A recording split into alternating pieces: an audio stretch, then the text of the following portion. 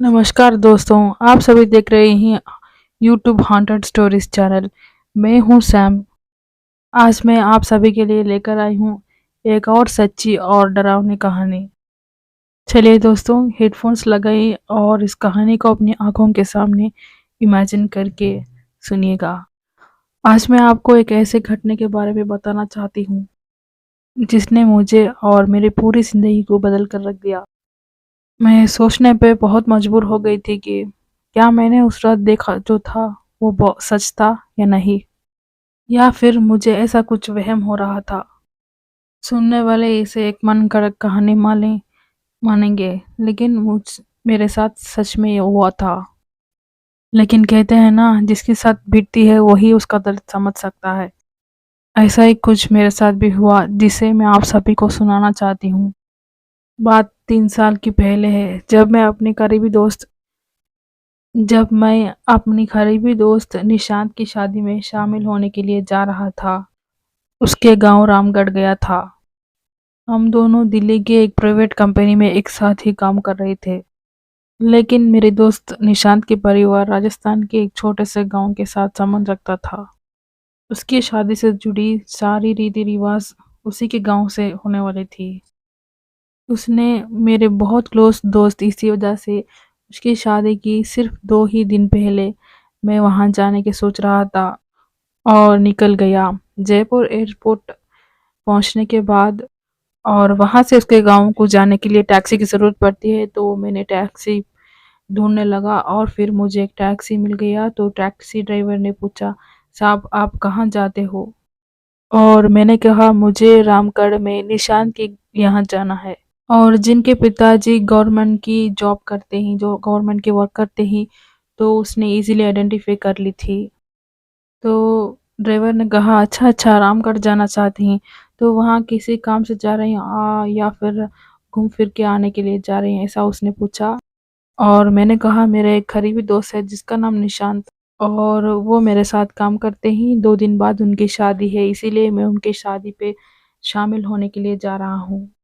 मैंने ड्राइवर की सवाल की जवाब दे दी और निशांत के गांव जयपुर से जयपुर से उसके गांव काफ़ी ज़्यादा दूर था। और ड्राइवर ने बताया कि अगर हम बिना रुके गाड़ी चालू रखें तो जल्द से जल्द पहुंच सकते हैं। और उसने कहा 6 घंटे बाद ही हम पहुंच सकते हैं। तो मैंने ड्राइवर के पास वाली सीट पर ही बैठ दी।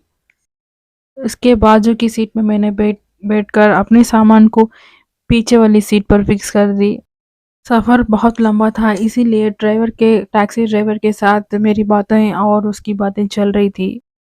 ड्राइवर ने अपनी तरफ से कहा, साहब मैं एक बात पूछूं, आप बुरा तो नहीं मानोगे? और मेरी तरफ या फिर उसी वक्त सड़क की तरफ भी उसने घूम फिर के देखकर मुझसे पूछा। और मैंने कहा, आपकी सवाल के मुताबिक ही मेरी जवाब होगी, तो आप चलिए पूछिए।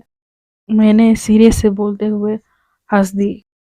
और फिर उसने पूछा, क्या आप भूत प्रेत डायन चुड़ैल इस पर विश्वास रखते हो? ड्राइवर ने गाड़ी चालू करते हुए ही पूछा। और मैंने कहा, मेरे हिसाब से भूत प्रेत डायन ये सब कुछ नहीं होता, इंसान के सोच की वजह से ही ये सब कुछ दिन बाद उन लोगों मानने लगते हैं, तो मुझे उस पर यकीन नहीं है, ऐसा मैंने कह दिया। लोग किसी और को बेवकूफ़ बनाने के लिए है इस तरह की बातें लेकर उन्हें बेवकूफ़ बनाते हैं, तो मैंने इस पर यकीन नहीं करता। और मैंने साफ साफ उस ड्राइवर की सवाल की जवाब दे दी। और उस ड्राइवर छोड़ने वालों में से नहीं। उस ड्राइवर ने कहा, इस दुनिया पर 2 तरह की एनर्जीज होती है, जो कि पॉजिटिव एनर्जी होती है और वो भगवान के रूप पर रहती है, और दूसरी होती है नेगेटिव एनर्जी, जिसे भूत प्रेत डायन चुड़ैल इस तरह का ही नाम दिया जाता है। और मैंने कहा, तुम इतनी यकीन के साथ कैसे कह सकते हो इस काल्पनिक नाम के कोई वजूद होता है? क्या तुम्हारे साथ किसी तरह की घटना घटी है जिसे मैं मान लूं, या फिर कुछ पर्सनल एक्सपीरियंस हुआ है तुम्हारे साथ?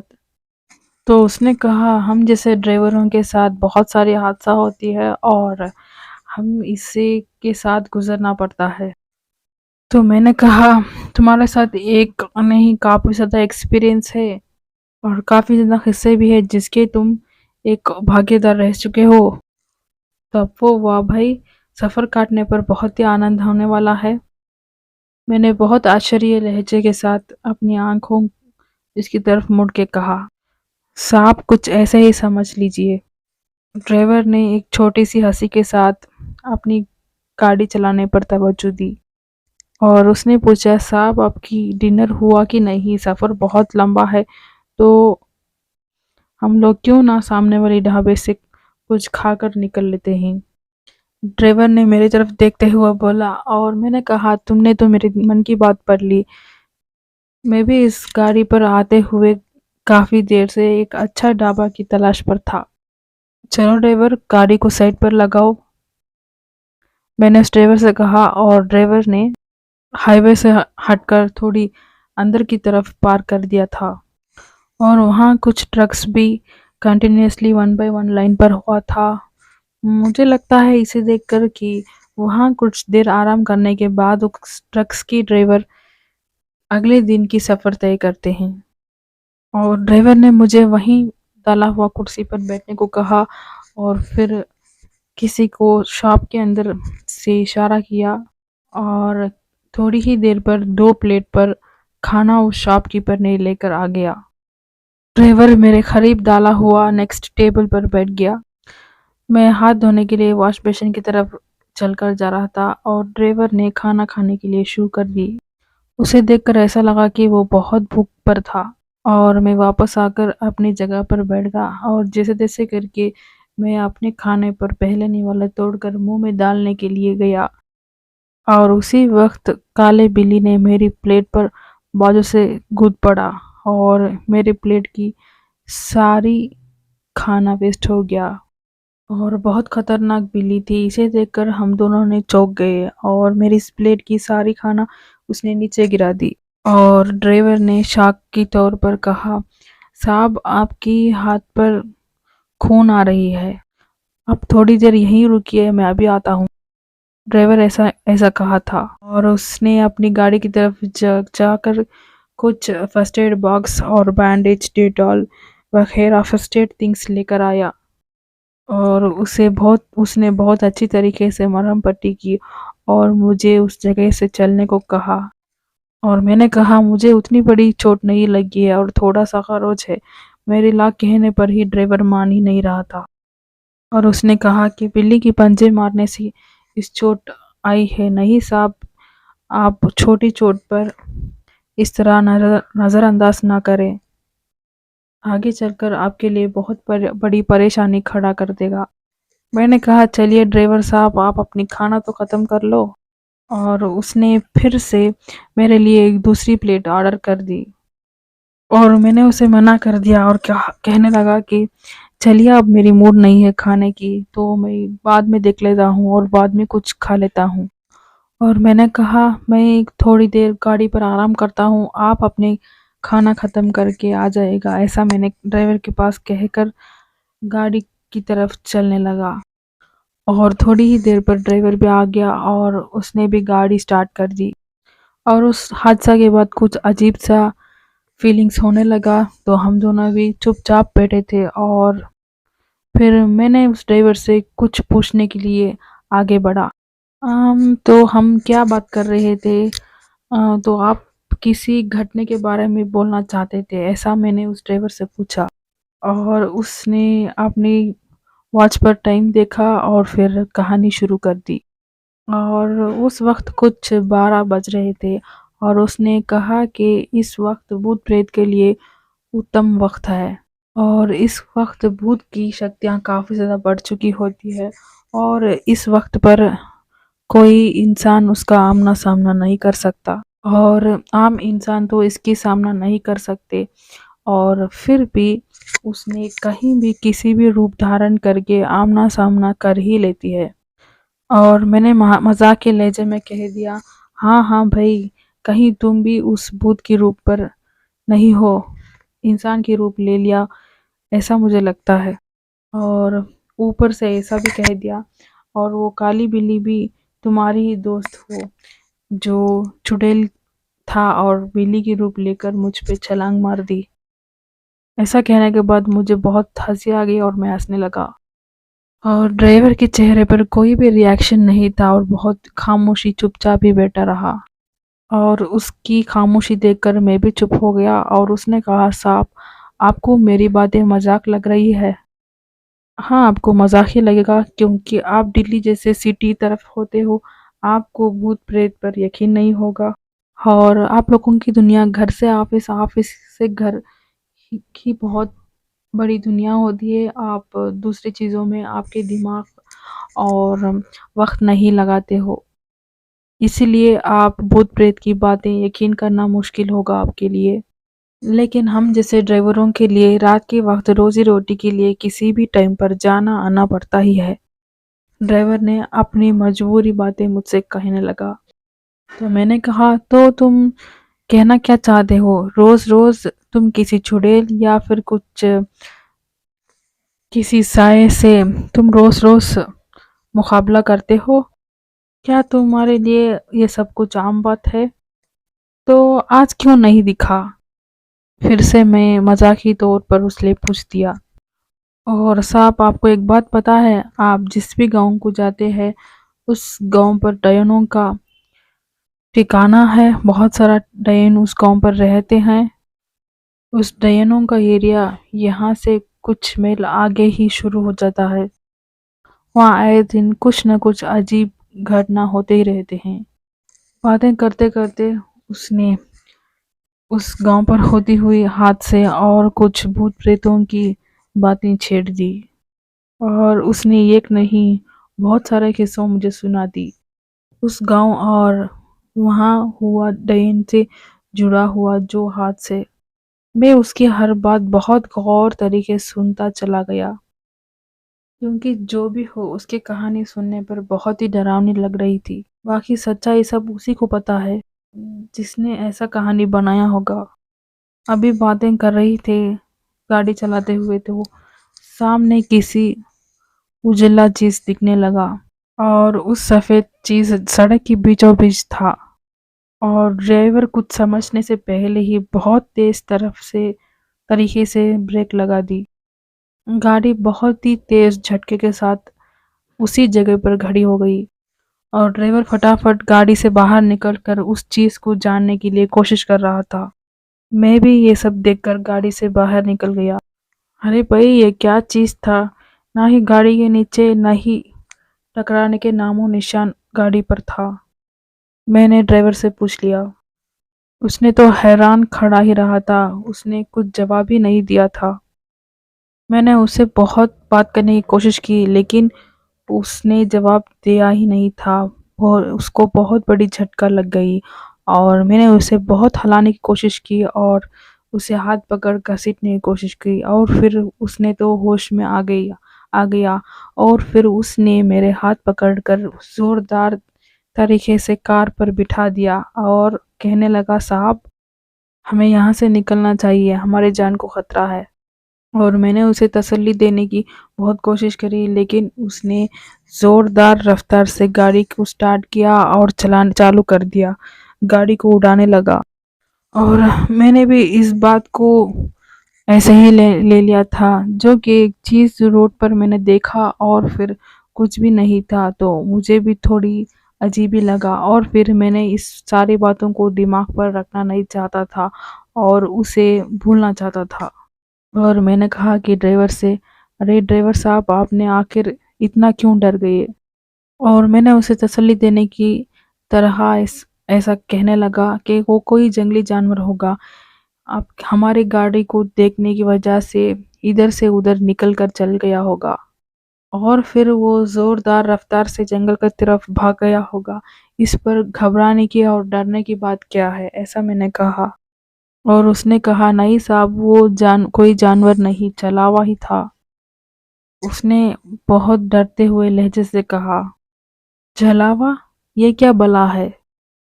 मैंने चौंकते हुए उससे कहा, आपने देखा नहीं साहब, गाड़ी पर उसकी टकराते हुई कोई भी नामो निशान नहीं था। वो गाड़ी से टकराकर ऐसे ही आर पार चला गया। वो छलावा ही था साहब। छलावा कभी भी किसी का रूप ले सकता है और कहीं भी आ जा सकता है। और कहीं सुनसान जगह मिल गया तो इंसान को उसकी मंजिल से भटका देता है और इंसानों को वीराने में ले जाकर मार देता है। और वीरान जगहों में इसकी शक्ति बहुत बढ़ जाती है और भीड़-भाड़ पर कुछ नहीं करता।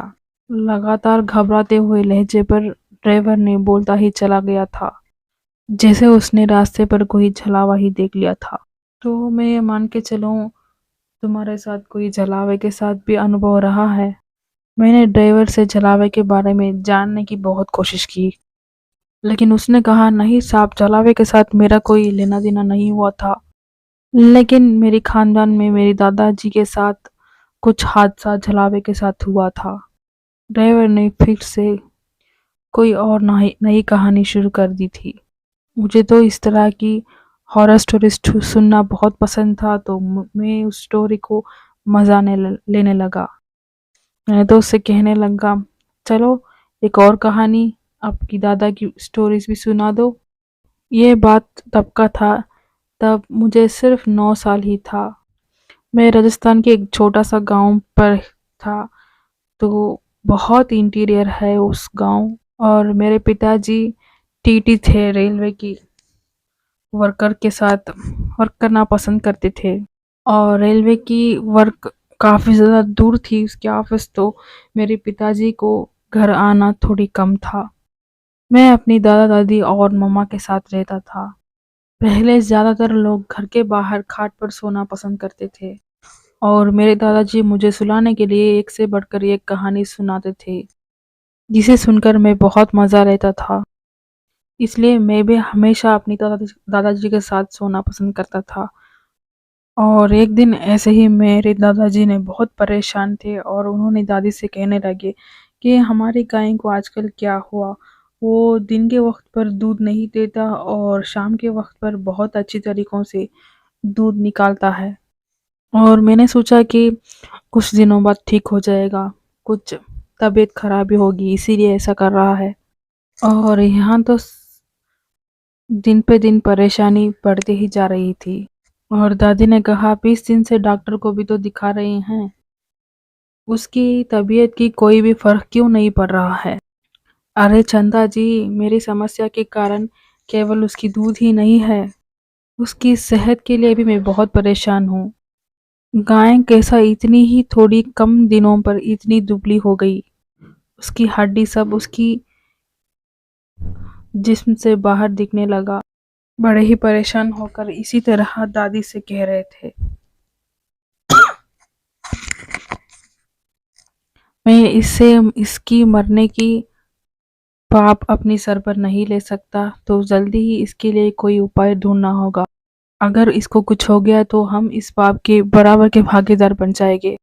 यह कहते कहते दादाजी रोने लगे, क्योंकि उस गाय से दादाजी को बहुत लगाव था। और दादी ने कहने लगे कि मुझे तो लगता है कि इसके दूध कोई पीता होगा। तभी तो आप ही सोचो, इसके खाने पीने पर कोई लापरवाही नहीं कर रहे थे हम लोग और इसे ठीक ठाक से ही देख रहे थे। और फिर भी इस गाय दिन पर दिन क्यों इस तरह हड्डी पसली दिखने पर हो जाती है। दादी ने अपने विचार को दादाजी से कहते मैंने सुना था और दादा ने कहा, तुम सच कहती हो चंदा, कुछ दिन इस गाय के पूरी रात पहरेदारी करके देख लेता हूँ, क्या पता इस समस्या की कोई बेहतरीन हल निकल जाए। यह कहकर दादाजी ने खाट पर बैठे बैठे पूरी रात उस गाय को देखकर ही गुजार दी। अगले दिन 5 बजे जब वो दूध निकालने उस गाय की तरफ आगे बढ़ रही थे, तो उन्होंने देखा आश्चर्य की दृश्य, जैसे कि दूध से बाल्टी भर भर के थी। और वो दूध से भरी बाल्टी दादी को थमाते हुए कहते थे, चंदा तुम ठीक कह रही थी, देखो आज गाय ने बाल्टी भर के दूध दिया है, ये जरूर किसी चोर का काम होगा, वही इस तरह की नीच हरकत करता होगा और इसी तरह गाय की दूध चोरी छुपे निकाल कर भाग जाता होगा और उसकी तो खैर नहीं। और दादी ने कहा, नहीं नहीं, किसी को सबूत के बिना इस तरह मत कहना और अब भगवान की शुक्र कीजिएगा ताकि आपकी समस्या का हल निकल गई। और कुछ दिन इसी तरह आप पहरेदारी कीजिएगा, आपकी समस्या की हल समाधान हो जाएगा। ये कहते हुए दादी ने चमकती हुई आंखों से दादा को निहारने लगे। और दादाजी ने इसी तरह कुछ दिन पहरेदारी की तो उन्हें कोई भी परेशानी नहीं था। और कुछ दिन बाद पहरेदारी ख़त्म कर दी तो इसी तरह की घटना फिर से शुरू हो गई। और दादाजी ने सोचा कि क्यों ना एक दिन खाट पर लेटे लेटे ही पहरेदारी की जाए और लेटे लेटे ही उस चोर पर नज़र रखे जाए। और उन्होंने खाट के नीचे सरसों के तेल एक लाठी पर लगा के उसे नीचे रख दिया और खाट पर सोते सोते पहरेदारी करने लगे और उस गाय को देखते ही रहे।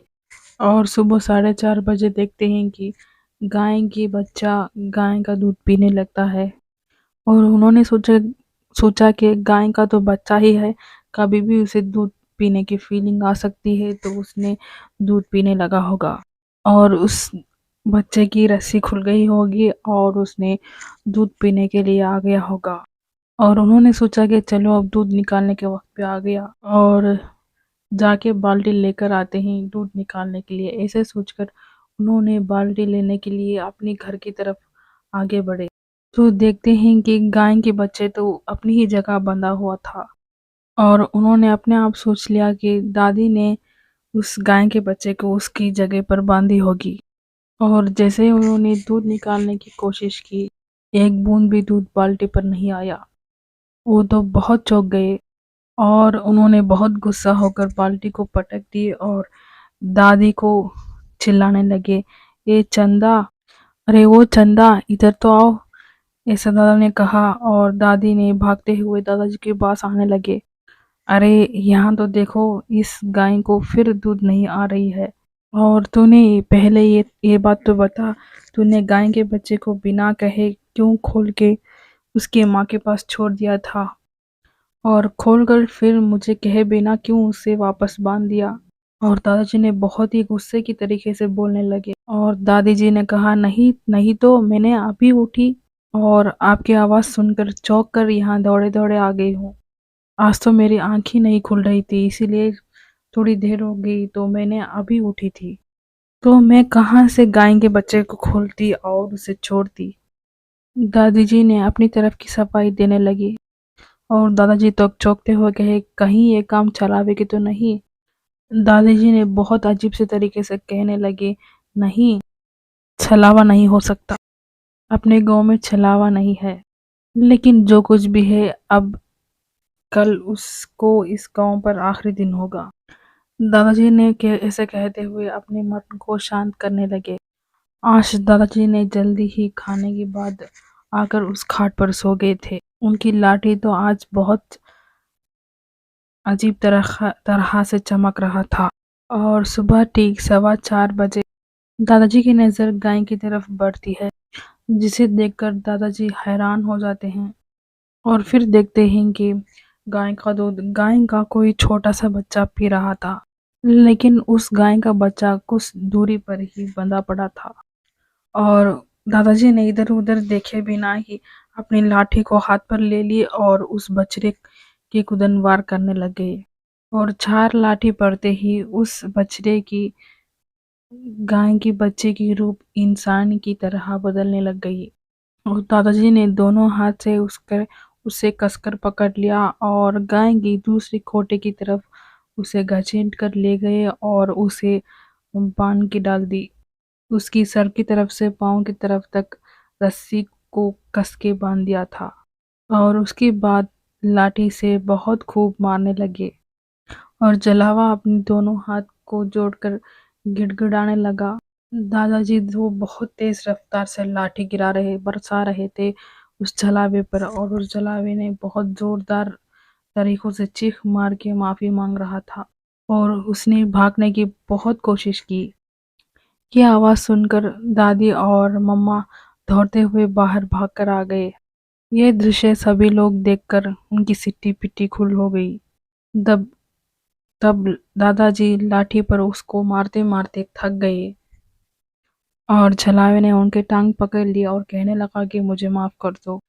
अब मैं ऐसा कभी भी नहीं करूँगा, मुझसे बहुत बड़ी गलती हो गई और आज के बाद कभी भी इस गाँव के आस-पास नहीं भटकूँगा।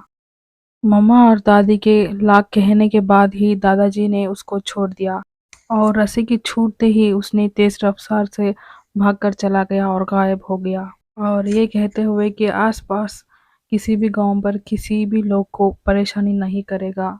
हमारे खानदान के साथ यही एक वाकया हुआ था जो मैंने अपनी आंखों के सामने देखा था, इसीलिए इस वाकया बहुत ताज़ी तरीकों से मेरे दिमाग पर इस बात बैठ गई थी। उसकी बात सुनकर मुझे तो बहुत खूब हंसी आ गई और मैं अपनी हंसी पर काबू नहीं कर पाया और मैं जोरदार हंसने लगा। वाह भाई वाह! आपने तो क्या स्टोरी सुना दी, स्टोरी सुनकर बहुत मज़ा आ गया। तुम्हारी कहानी सुनकर तो बहुत अच्छा टाइम पास हो रहा है। और उसने कहा साहब अगर आप इसको कहानी मान रही हो तो कहा नहीं मानो, लेकिन ये सच्ची घटना है और मेरे साथ ये हुआ है। और छलावा किसी का भी रूप धारण कर सकता है और किसी भी इंसान को सम्मोहित करके अपने काम को किसी सुनसान जगह पर अंजाम देता है, जिसके साथ घटना घटती है और उसको ज़रा सा भी एहसास नहीं होता। जब एहसास होता तब तक बहुत देर हो जाती है। अभी ड्राइवर अपनी बात पूरी भी नहीं कर पा रहा था और उसे सड़क के बीचों बीच ठीक जगह पर एक औरत दिखी, जो कि बहुत काला रंग का साड़ी पहनकर हमारी तरफ उसकी मुँह कर रही थी।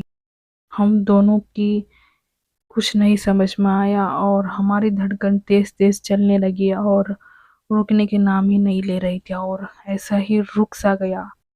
और ड्राइवर ने बहुत ज़ोर तरीके से ब्रेक को मारा और उस औरत टकराते-टकराते बच गई। और मुझे तो बहुत गुस्सा आ रही थी। मैंने फटाक से दरवाज़ा खोला और मैंने ज़ोरदार रफ्तार से दरवाज़ा खोली और बाहर निकल के कहा, "अरे पागल हो क्या? इस तरह सड़क पर बीचों-बीच खड़कर गाड़ी को रुकवाता है क्या? अगर आपको कुछ हो जाता तो जाते-जाते हमें भी ले चल जाती।" इतना सुनते ही वो औरत ज़ोरदार से रोने लगी। वो बिल्कुल दुबली-पतली औरत थी और उसने अपने चेहरे को घूंघट से ढका हुआ था और उसने पूरी तरीके से ढका हुआ था अपने आप को। बस उसकी पेट वाला हिस्सा ही दिख रहा था, जिसे देखकर एहसास हुआ कि ये कुछ जवान लड़की या जवान औरत ही होगी।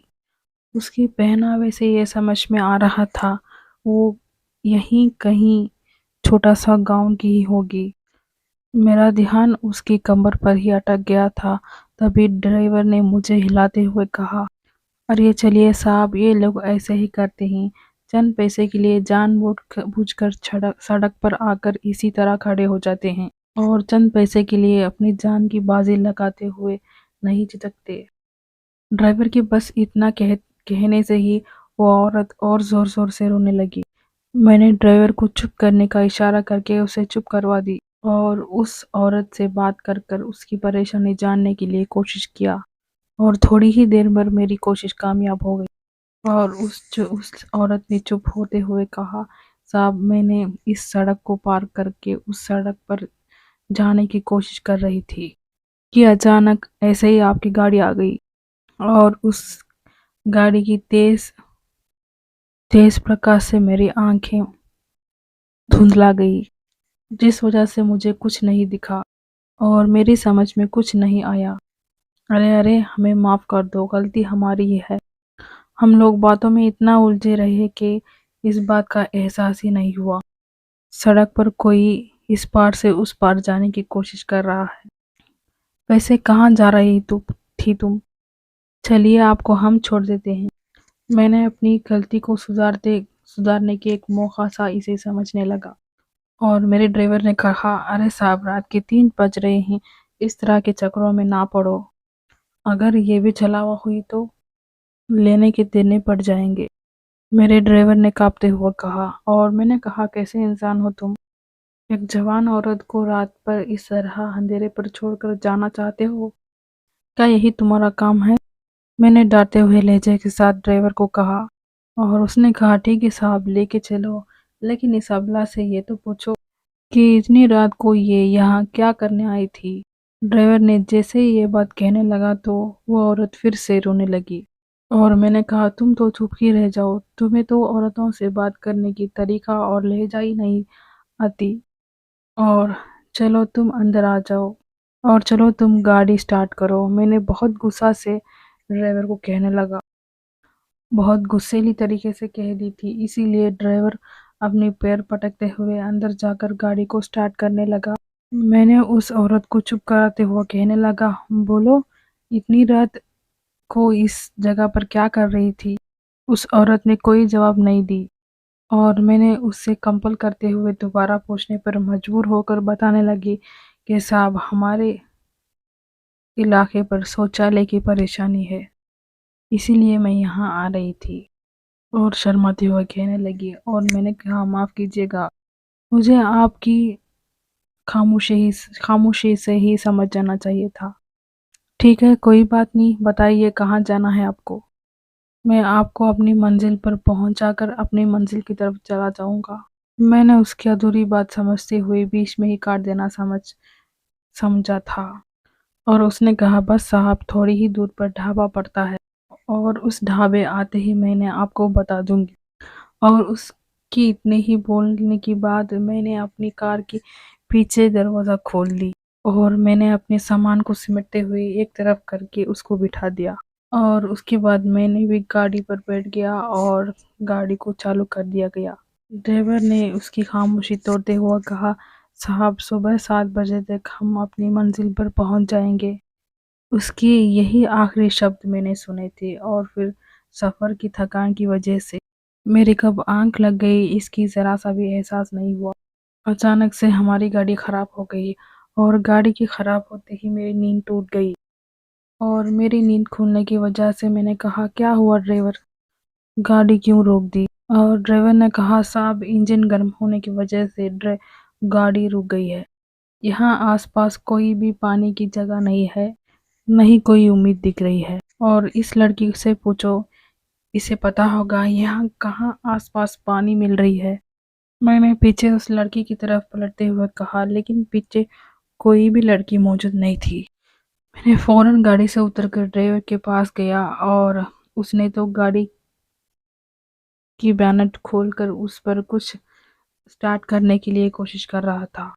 मैंने ड्राइवर को गाड़ी की तरफ इशारा करते हुए पूछा, उस लड़की को तुमने कहाँ उतारा। और उसने कहा वो तो अंदर ही थी साहब।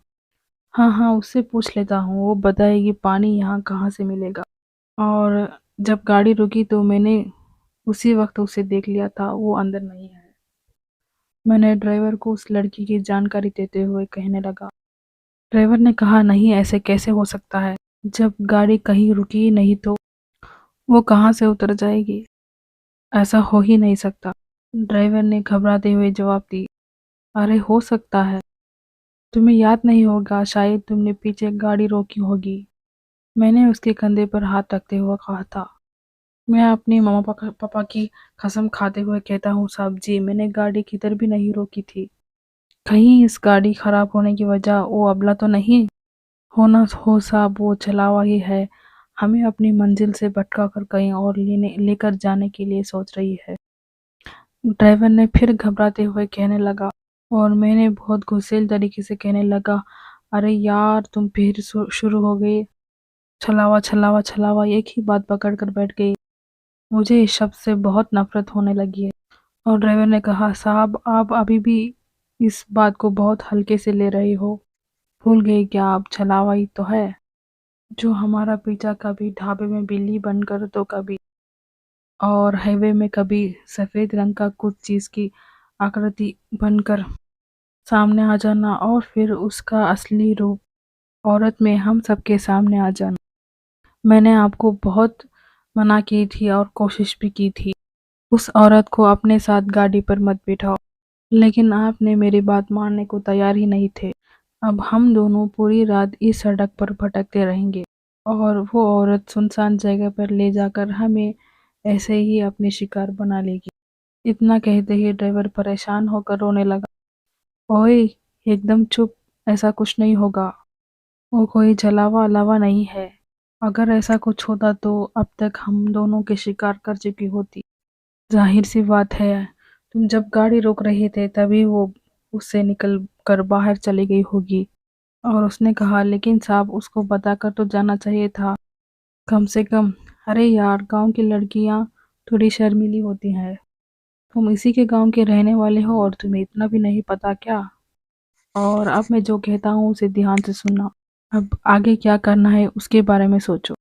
ये एक ऐसी जगह थी जहाँ से कुछ भी मदद मिलना नामुमकिन था। मुझे समझ में ही नहीं आ रहा था कि क्या किया जाए। हम लोग सुबह होने के इंतज़ार भी नहीं कर सकते थे और आसपास कोई ठीक ठाक जगह भी नहीं थी। और ड्राइवर ने इधर उधर छान पीट करने के बाद कहने लगा, साहब यहाँ से कुछ ही दूर पर एक ढाबा है और आप पैदल वहाँ पहुँच जाओ, मैं गाड़ी ठीक करके आ जाऊँगा। लेकिन अकेले जाने पर आपको कहीं डर तो नहीं लगेगा ना? उसकी ऐसे बात ने मुझे अपनी हिम्मत को बाहर लगा के उसे प्रूफ करना चाह रहा था। और उसने उसकी बातों के साथ मुझे ललकार दिया।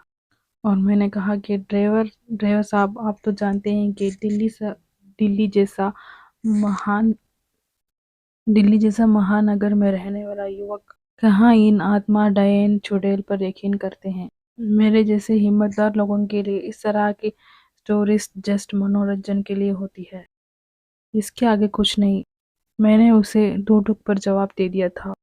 शायद यही आखिरी बार था जैसे उन काली शक्तियों को मैंने मजाक पर ले लिया था, क्योंकि उसके बाद मैं तो ना तो इस पर सिर्फ विश्वास ही करने लगा, बल्कि हर समय इनकी रहने का विश्वास भी करने लगा और एहसास भी।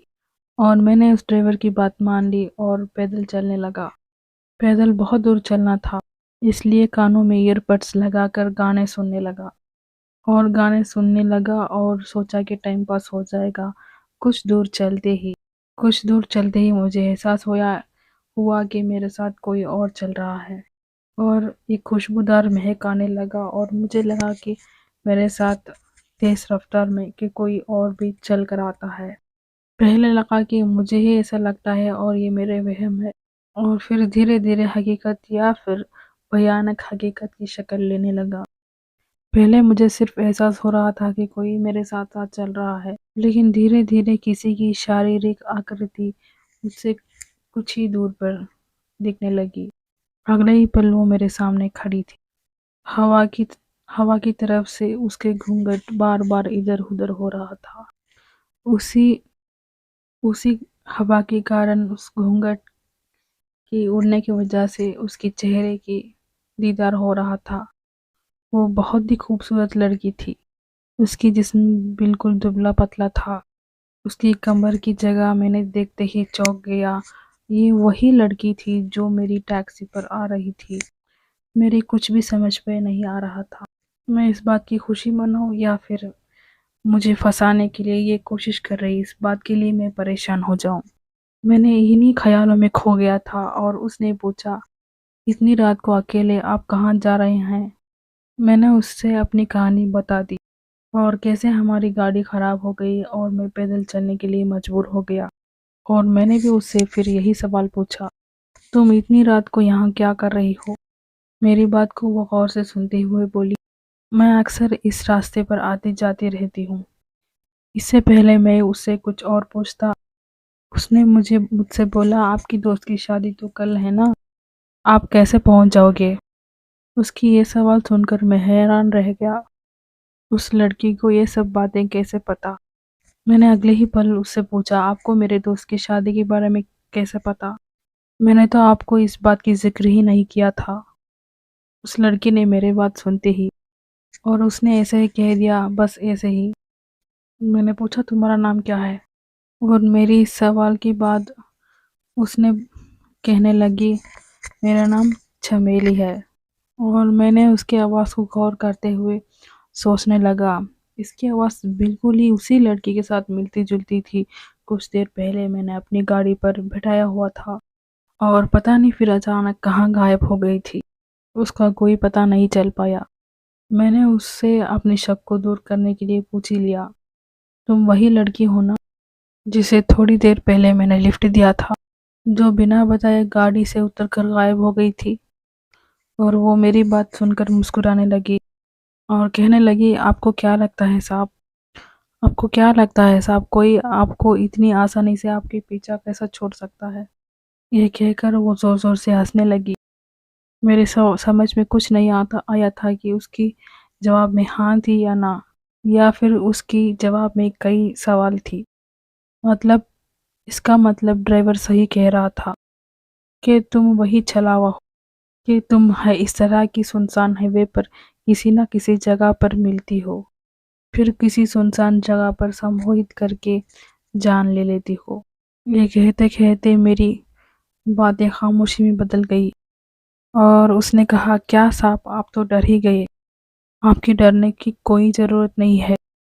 आप नेक दिल के इंसान हो, इसलिए आपको छोड़ रही हूँ, क्योंकि इस हाईवे पर सुनसान जगह पर चमेली की फ़ायदा ही उठाने वाले होते हैं। ऐसा उसने कहते-कहते चुप हो गई और उसने अजीब-सा गाना गुनगुनाने लगी और मैं चुपचाप चलता रहा और बहुत मुश्किल से कुछ सामने बढ़ने लगा तो बहुत बड़ा पेड़ दिखाई देने लगा।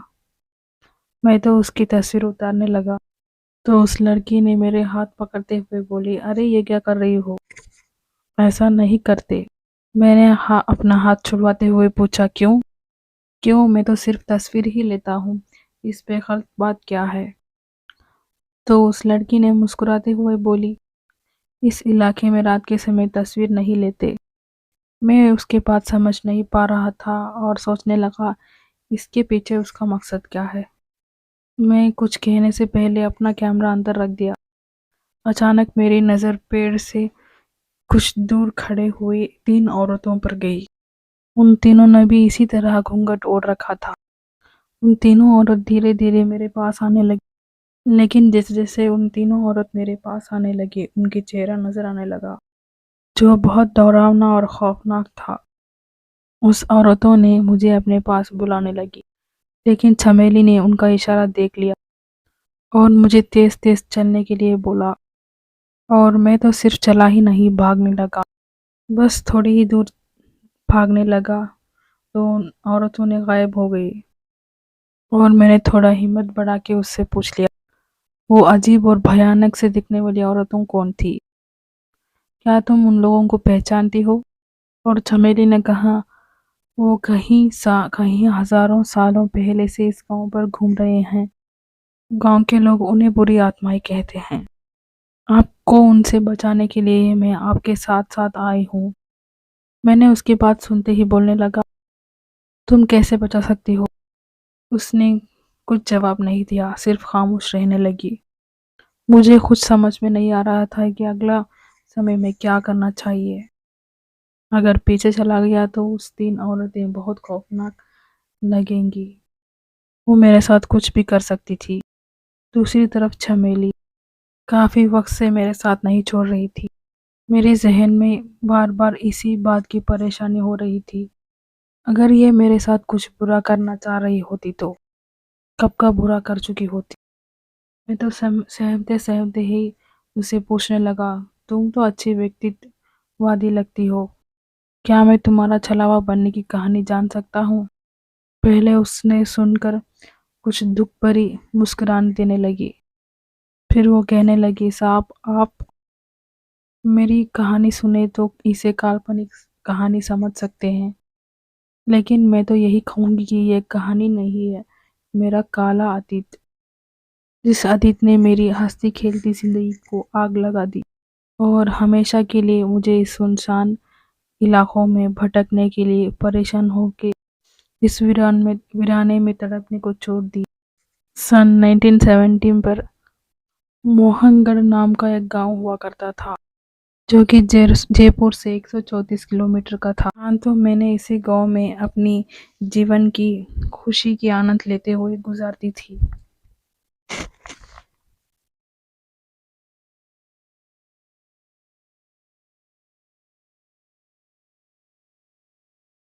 आप तो जानते ही हैं कि उसी वक़्त पर भी बहुत सी तांत्रिक लोगों ने अपनी पंचायत को चुकाने पर इस्तेमाल करते थे और इस गाँव पर भी पंचायत थी और पंचायत पर कब्ज़ा था पुरुषों का। जो उन पुरुषों ने अपने आप को भाग्य विधाता से कम नहीं समझते। तो हुआ ये कि एक महीने पर इस गांव पर एक ही वक्त पर दो मौत हो गई थी। और मौत हुई तो उसके कारण की तलाश और जांच करने लगे, और सब लोग यही कहने लगे कि जरूर इसके पीछे कोई डायन और छलावा का हाथ होगा। गांव के एक बहुत बड़ा मशहूर सदस्य के नाम पर ही इस पंचायत चलती थी, और उन्हीं के बाद सब लोग इन्हें मानने के लिए आगे बढ़ रहे थे, जिनका नाम था पांडे जी। उन्होंने जो कह दिया सभी उन लोगों की बात मान लिया करते थे, और उन्हीं का बात मानना पड़ता था, और उनका विरोध कोई नहीं करता था, और न ही किसी में इतनी हिम्मत थी कि उनके बात को मान नहीं पाते। उसकी नीयत मेरे प्रति बहुत बुरी थी, और मुझे इस बात का भनक लग गई थी। उसके मन में मुझे पाने की ललक दिन पे दिन बढ़ती चली गई थी। एक दिन उसने मेरे हाथ सरेआम पकड़ लिया और जोर से मेरे बदन को उसके हाथों से दबोचते हुए कहने लगा कि चले मेरे साथ चला करो थोड़ी देर के लिए, तो वो मुझे रानी की तरह खुश रखेगा। मैंने बिना सोचे उसके गाल पर दो चार तमाचे थमा दी। इसे इस प्रतिक्रिया की उम्मीद नहीं थी।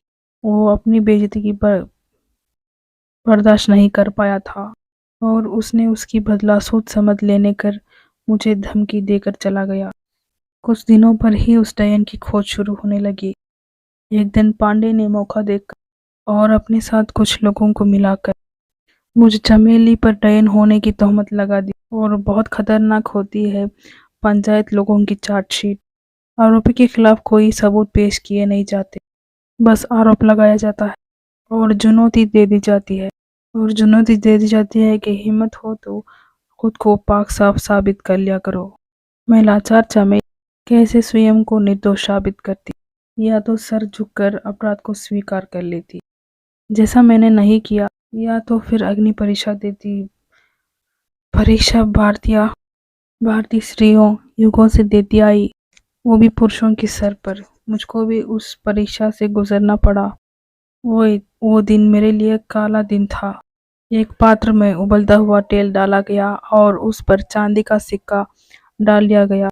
मुझे नंगे हाथों से उस उबलता हुआ तेल से उस चांदी का सिक्का निकालना पड़ा। अगर मेरे हाथ उस सिक्के को निकालते हुए जले नहीं, मैं भली औरत माने जाऊंगी। और अगर उस सिक्के को निकालते वक्त अगर मेरे हाथ जल गई तो साबित हो जाएंगी कि मैं सचमुच डायन हूँ, नहीं तो किसी छलावा का रूप। साहब छमेली तो सिर्फ छमेली थी, कोई सीता माता नहीं थी। उसके हाथ ना जलते। वैसे कहा तो ये भी जाता था कि अग्नि परीक्षा सीता माता ने दी थी। असली सीता तो अग्निदेव के घर पर सुरक्षित थी। लीला में ऐसा होता है, पर चमेली पर जो गुजरी वो लीला नहीं थी, सच्चाई थी। आप समझ गए होंगे, चमेली अग्नि परीक्षा पे हार गई। फिर क्या था, सब लोग मानने लगे कि चमेली एक चुड़ैल, एक डायन है, छलावा है, पिशाचनी का रूप है, मारो इसे। हर ओर से चमेली पर मारने लगे। गर्म लोहे की सलाखों से मुझे ढका गया, लेकिन मैं पूछती हूँ साहब, कैसे चमेली किसी को कष्ट कर पाती। इसीलिए मुझे मार पीट कर अपनी तरह घर की दरवाजा पर फेंक दिया गया। पति और घर के सब सदस्यों ने बहुत तंग की गई कि मुझे घर के अंदर ना ले जाए, लेकिन उसी तरह मुझे जैसे तैसे करके कुछ सदस्यों ने अस्पताल को ले जाने के लिए कोशिश कर रहे थे, लेकिन जाते वक्त ही मेरी जान जिस्म को छोड़ दी। ये थी चमेली की दुख भरी दास्तान। उसकी कहानी सुनकर मैं तो चौंक गया कि मुझे इस बात खाने लगी कि 1970 से ही इस तरह चमेली छलावा बनकर घूमती रह कर गई, और इसके साथ जो भी हुआ बहुत बद से बदतर हुआ।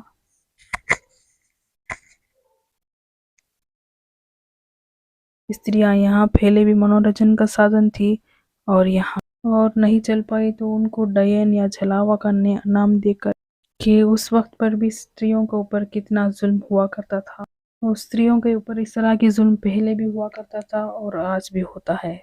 इन्हीं सब बातों में खोया हुआ मुझे पता ही नहीं चला। सूर्योदय हो चुका था।